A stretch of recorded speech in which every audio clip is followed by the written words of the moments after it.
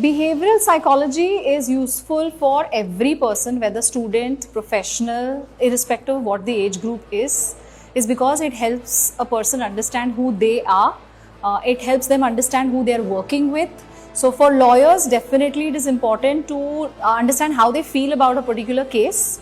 But it is even more important for them to understand how a client thinks and what is the expectation of clients, especially when they are working with international clients. The expectations in this industry is too high, the time investment is very high, the stress levels are very high, the competition is very high. So it's a high stake business.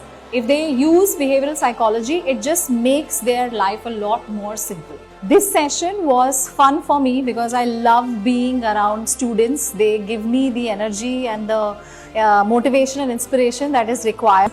All of them were involved, and that's always nice to see and feel.